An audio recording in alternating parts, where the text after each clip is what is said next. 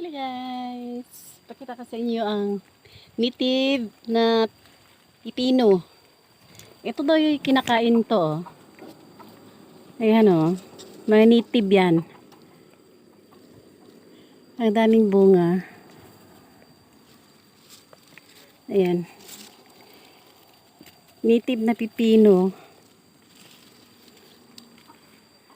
Kinakain to. Ito hinog niya o.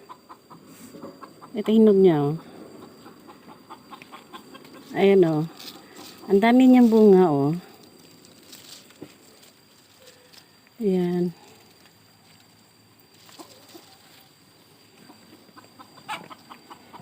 Kinakain daw to. Ayan o. Para rin siyang pipino yung lasa niya. Sarap.